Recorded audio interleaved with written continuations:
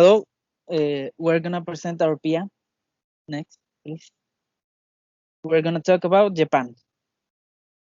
First, history. In the year 711, the name Japan was born. They named it Nihon, which means the sunrise land. Japan stole the Chinese alphabet, and the capital of the country was moving around until it positioned in Kyoto in the year 794. In the 804, they created their own alphabet, and again, this brings an era of great art. Next. In World War One, Japan wanted to expand their territory. They were planning on invade some islands at the south that were German territory, so they became allies with the United Kingdom to fight the war, and at the end they keep the islands. Next, please. After World War One, Japan was a part of the League of Nations. Then the Great Depression was a hard time, but the military of Japan was fine, so they decided to conquer again the east of China and Russia. Obviously, this didn't make happy the League of Nations, but they did it anyway. With this, they drew the attention, and a German man with a cool mustache who wanted to conquer the world offers them an allegiance, which they accept. They fought the war, and in the year 1945, the Americans dropped the atomic bombs, destroying Hiroshima and Nagasaki, forcing them to surrender. Next, please.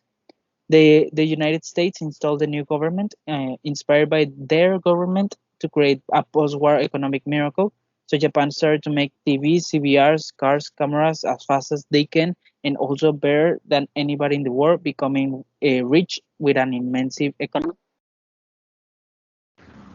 In this section, we will talk about culture. In Japan, it combines both tradition and modernity. The usual symbols of this country are cherry blossoms, chrysanthemums, and the red and white flag that portrays the rising sun. We can also say that Japan has one of the best educational systems in the world, where universities are very competitive. Even art and humanities are appreciated and supported by the government. The economic level is so high that the society is essentially classless, which means there are no social classes, or in this structure are tiny elite groups with an enormous number of middle class people. In the religious beliefs, we have the polytheistic religion Shinto and Buddhism, even though many people are no believers. Japanese philosophy has been through evolution over the years. It was never a colonized country, so it has maintained many philosophical principles from the beginning. Essentially, it has always studied the bond with nature, morals, human behavior, and self-knowledge. Since childhood, Japanese people learn models, social values, and the focus on these values is the priority about work itself. All of these are the reasons why Japan is a first world country despite its location. There are some lifestyle facts worthy of note if we want to visit Japan someday or live in there. First, it's seen as good and essential manner to remove your shoes before entering a home, and some restaurants too. It is common to bow when greeting someone you respect. The concept of homage refers to a souvenir you give to your loved ones from a trip you had. Tipping is not necessary. It is disrespectful to slam the doors. Punctuality is a basic manner, just as respect the rules. Business cards are very important in work. You must respect using correct the chopsticks, traditional clothing, and finally, it is normal to go around the city dressed up as an anime character, especially in a big city like Tokyo. Now we will talk about the tourist places. Japan is one of the most incredible places in the world because it offers you a variety of activities to do, places to visit and learn, giving you the opportunity to live a wonderful experience. Tourism in this country is very varied. For example, Tokyo, its capital, is one of the most visited cities because it's possible to find all kinds of activities. In this territory, you can find large parks like the Chirondigan Mount, where you can take a walk to admire the beautiful landscape, take pictures. Also in Tokyo is one of the most important buildings on this culture, the official residence of the imperial family. In addition, it is a city that offers the opportunity to discuss the gastronomy of the Japanese in places like Tokyo Ramen. Similarly, in Japan, you can visit places where you can learn about the culture of the people who live there.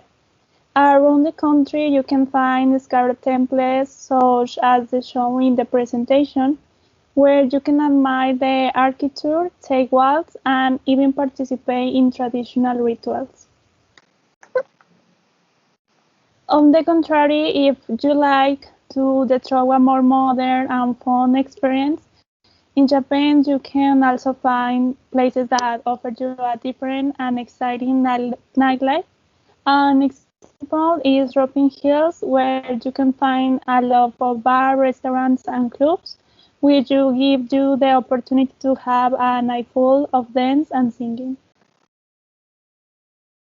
Now we will talk about the architecture. In the ancient architecture, we have three different construction: temple, house, and building. And the characteristics of the temple are it's taller than a building, it has more floors than a building, and they are far from the city. The characteristics of house are known for its V-shaped roof, constructed of wood, and they usually had long corridors. And the characteristics of the buildings are smaller than temples, they are located in central areas, and they are with work zone. Next. In modern architecture, we have the three same construction. The characteristics of the temple are they have old architecture but with modern technology. They have hallways and big doors, and they are tourist centers. The characteristic of the house are they are very futurist. They have wide doors and a lot of vegetation, and they are commonly one floor and large. And finally, the characteristics of the building are they have a top-notch technology, they are the essence of the Tokyo, and they are very tall with a minimalist design. Next. Gastronomy. Next. About the gastronomy of Japan, we have the washoku from the kanji wa, which means tradition, and shoku, which means food, considered a world heritage site. The Japanese diet is based on the principle of a soup and three bowls, which they consider a balanced meal.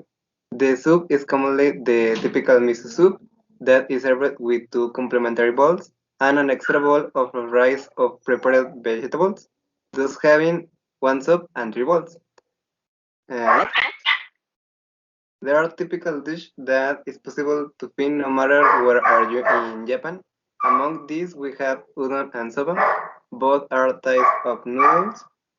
Another typical type of dish is donburi, that consists of a dish containing fish and vegetables.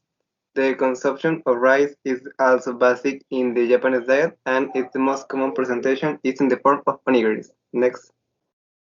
Other typical presentations that we can find in Japan are foods based on meat. Since the beginning of the history of Japan, the people have been big fans of eating fish. Their most common presentation are sushi and sashimi. However, yakiniku restaurants are also popular, which have the feature that customers can heat their meat on a grill at the table. Now I'm going to talk about science and technology. Next, please. Science and technology in Japan is focused and prominent in vehicle technology, robotics, consumer electronics, medical devices, space exploration, and film industry. The fight in the field of technology is fierce. The great corporations of the world invest huge budgets of money in research and experimentation to stay in the front line. Next, please. Japan firm steps with an eagle vision in a demanding and complicated technology world. And economically, Japan is the third largest economy in the world. Its products have a unique presence in the world for brands such as Toyota, Nissan, Isuzu, Sony, Panasonic, and Fujifilm around the world. And also, Japanese companies highly value the research and production of new technologies, mainly electronics, computer science, biotechnology, optics, aerospace technology, and obviously robotics and others. Next.